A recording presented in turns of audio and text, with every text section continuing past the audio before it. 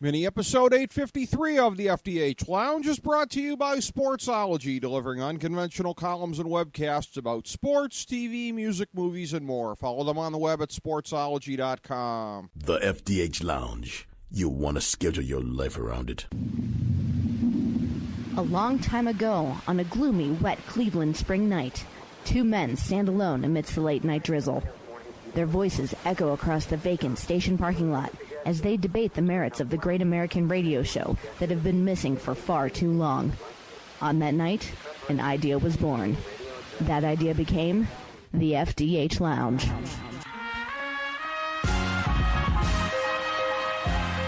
Welcome to the FDH Lounge. Welcome to FDH Lounge mini episode number 853. I'm FDH managing partner Rick Morris here with our preview of Fargo episode 3.10. Here are the top 5 developments coming out of episode 3.9. Number 5, Moe's arrogance continues to only be surpassed by his stupidity. The sheriff is probably the MVP of Varga's operation at this point and doesn't even have the excuse of being corrupt. Taking the bait about the alleged Stussy serial killer, even after Emmett copped to causing Ray's death, was as pathetic as it gets. At this point, nothing short of Gloria getting him fired is going to make up for the extent to which he's damaged the pursuit of justice. Number 4, Moe's destructive decree causes Emmett to clam up about Varga. When Emmett realizes that Varga's figured out a way to force him back onto the street, he understandably ceases his extraordinary unburdening. It's one thing to tell Gloria about how Ray's death was the sad culmination of decades of manipulation, but quite another to risk Varga's wrath by tying him in when it's not going to matter anyway. Now Emmett is left to wonder if his attempted confession wasn't already enough to get himself killed. Number 3, LaRue Dollard is back and armed with critical information from Nikki. Our speculation last week that the time jump was created to give space for Nikki to learn all about Varga's operation proved to be the case. In fairness, we were off the mark earlier in the season when we wondered about what purpose Dollard's short-term storyline served. The previews for the season finale indicate that he will form an alliance with Gloria, leaving Varga boxed in between them and Nikki. It's taken all season for even a whiff of comeuppance to head Varga's way, and surely there will be twists and turns in his downfall, but we can finally start to envision scenarios about it. Number 2, Winnie proves to Gloria that she does exist.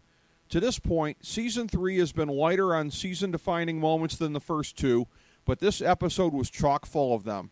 Fresh from hearing Emmett's life and crime confessions, and by responding by opening up about her divorce when Moe screws up their moment of resolution, she caps off the series of revealing monologues by sharing her fear of being invisible to those around her.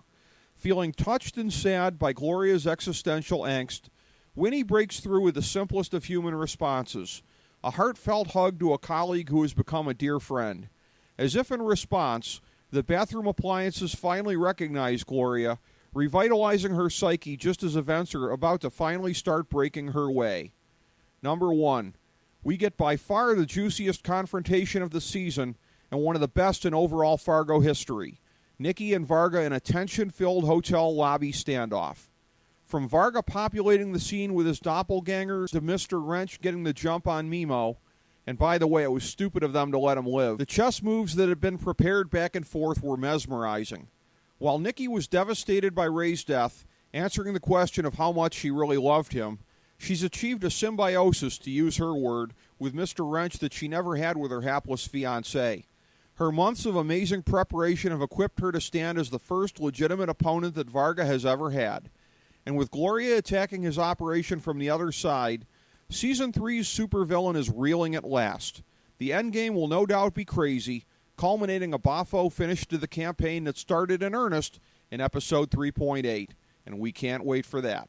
Thank you for joining us for this mini episode of the FDH Lounge. As we bring the show to a close, we would like to extend our deepest gratitude to NBC, CBS, ABC, Fox, all Clear Channel affiliates, TNT, TBS, USA, UPN, Deadspin.com, YouTube.com, YTMND.com, MySpace.com, various blogs, Fox News, CNN, CNBC, MSNBC, IamBoard.com, Billboard.com, Google.com, ESPN, ESPN2, ESPN News, ESPN Classic, NBA TV, NFL Network, Sports Time Ohio, Athlon Magazine, Comedy Central, Cartoon Network, The Boomerang Channel, QVC, BET, The Spice Channel, Steno Notebooks, Manwich, Papermate Office Supplies, waitresses, strippers, bartenders, garbage men, janitors, microwave popcorn, the writers of The Office, Scrubs, Entourage, My Name is Earl, Oz, Metalocalypse and the Boondocks, Aquafina, and the Periodic Table of Elements.